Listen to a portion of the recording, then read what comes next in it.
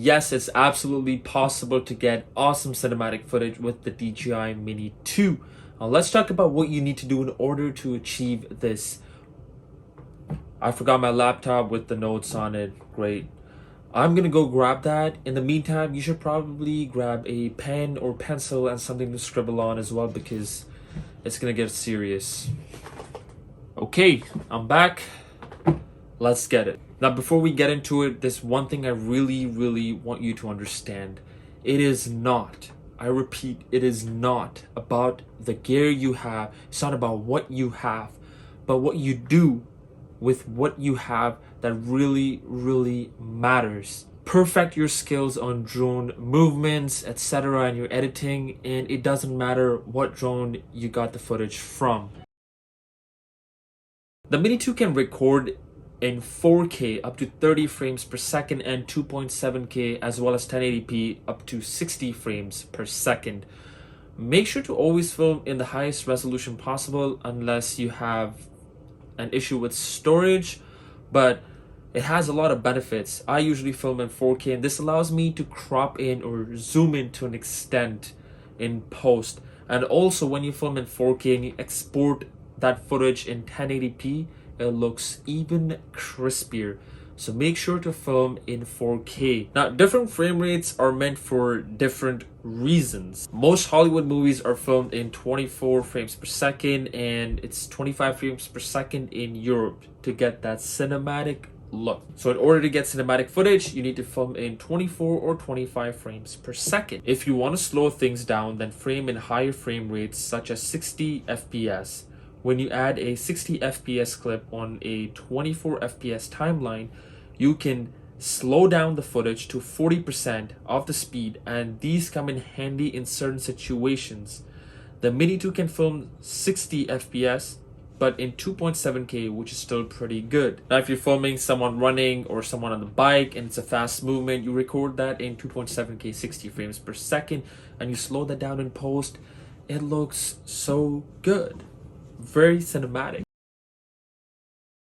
Neutral density or ND filters are like sunglasses, which reduce the amount of light entering the lens of your camera to help you achieve the right shutter speeds. These help you achieve smooth footage as compared to jittery footage without them.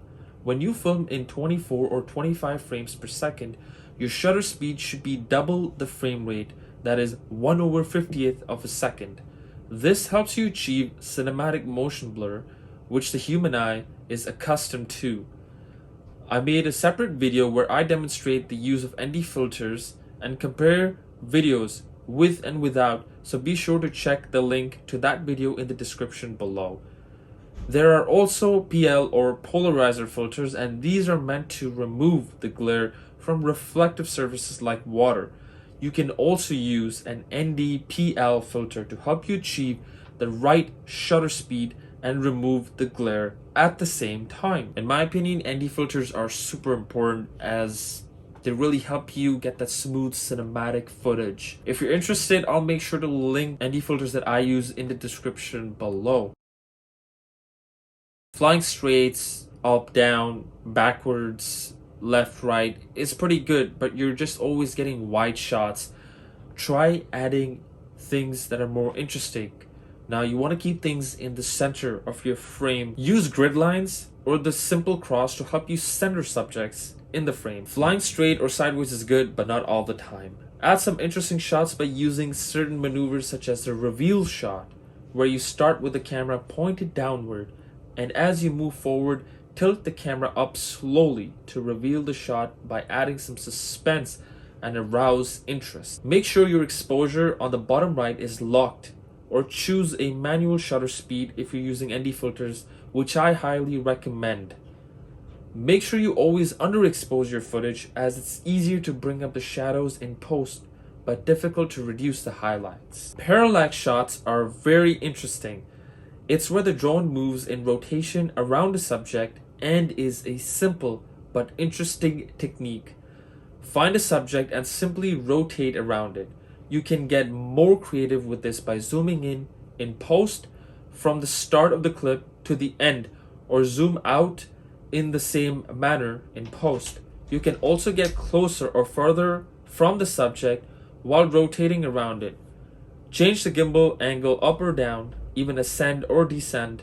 So many methods to the shot. To achieve these, you need to seriously practice controlling drone movements. I made a separate video where I show the video I film with a view of my controller sticks so you can understand the movement. Set the Mini 2 to Cinesmooth mode, where the drone flies slower, helping you achieve those smooth cinematic movements. My gimbal setting for Cinesmooth mode is pitch speed 10 and pitch smoothness 25.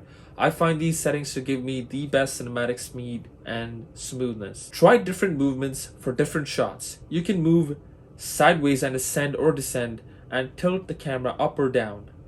You can move from behind an object, such as a tree, to reveal your scene. Something that is very interesting is flying close to objects.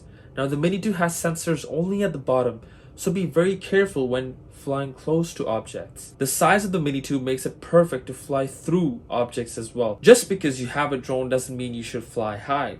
Fly close to the ground to add more depth to your shots. Be extra careful when flying close to water. Quickshots will give you some of the best cinematic footage in just a few taps. Before using Quickshots, make sure you adjust the resolution, frame rate, and exposure to get exactly what you want. Quickshots come in handy when you're filming yourself or you just want some quick shots to share right away.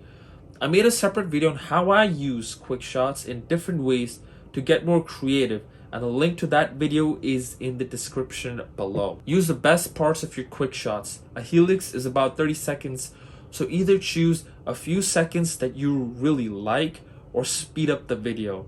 You can also reverse the Quickshots in post for more creativity, such as a reverse rocket shot. Now, while you're still practicing your drone movements, you can also use the Quickshots to give you those nice cinematic shots of certain objects. For example, if you find a statue or you find a car that's parked, you can do a drone of it, you can do a rocket shot of it, you can do a circle or even a helix. But again, be very mindful of the surroundings because the Mini 2 does not have sensors. So be extra careful. Set it at a height where you know it's going to be above objects that are close by. Be very careful. Going to a certain spot and then taking off and then trying to figure out what kind of shots you want and planning when your drone is already in the air is pretty time consuming, and not to mention drains out your battery. Plan your shots in advance. Look at the spot you want to film on Google Maps and objects or subjects you want to focus on. Once you do figure out the subjects or objects, plan the type of shots you want there. For example, you want to film the beach. You want a top-down or bird's eye view shot in symmetry where the waves splash on the shore, and then there's a lighthouse you want to rotate around and reveal the beach. Planning your shots will save you time and, most importantly, battery. Trust me, when I charge all my 3 batteries, but I really plan out my shots, and when I go to the location and I know exactly what I want, I actually end up saving 1 battery or 1.5 battery. It really saves so much time because you know exactly what you want, and planning your shots in advance also helps you with transitions in your post. Another tip is to get hyperlapses in your videos. Now I know the Mini 2 does not have any auto feature, and it doesn't, I know. But that doesn't mean you can't get hyperlapses or time lapses from the DJI Mini 2. It is absolutely possible. And if you want a tutorial to that, the link to that video is down in the description below. Now, before you jump to any conclusion, let me tell you that the DJI Mini 2 can shoot timed photos, and that's what a hyperlapse is: a series of photos every 2, 3, 4, 5 or whatever amount of seconds, and then you bring that up in post and you put them together after editing them, of course, because they're photos, so you edit them in Lightroom or any other photo editing app, and then bring them into your editing software such as Final Cut Pro or Filmora 9, and you create a hyperlapse or time lapse. Well, I go more into depth in the separate video, so you might want to check that out in the description below. Now again, I want to say it again because it is very important that you understand it is not about what you have, but what you do with what you have. All of these things I mentioned really help me take my drone footage from one level to a whole new level. And I really want you guys to achieve that and even better. So try out what I've mentioned and practice every day if you can your drone movements. Get to know your drone. Get to know what you can do and what you cannot do. Learn editing. Now when you're in post, you can always adjust your exposure. You can bring up the shadows, reduce the highlights, and if you're facing the sun, for example, you want that HDR look, learn to use the gradients where you expose the sun properly, then you use the gradients on the foreground to bring the shadows up and expose the foreground properly. Well, I don't know if I can make it any more simple, but practice makes perfect. Well, no one's perfect, so close to perfect. And you really need to practice your drone movements.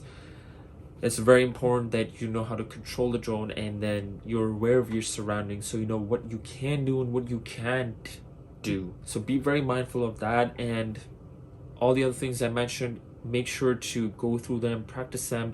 Find an open area, practice flying your drone, use the Quickshots that I've told you to use in different ways in the video that I mentioned below, and just practice. You're gonna do extremely well. I can't wait to see what you guys come up with. Now I really like to ask you, my viewers, to tell me what kind of videos you want from the DJI Mini 2. If there's anything in particular, please do not hesitate to mention it down in the comments below. Also, let me know which one of these tips is something you never thought about, or you just never brought yourself to, practice that or to look into that. Let me know down in the comments below. I'm sure this video is gonna help you take your DJI Mini 2 footage to another level. So hit the like button if this helps you out, and also hit the subscribe button if you haven't already. Thank you guys for watching. I'll see you guys in the next one. Till then, take care.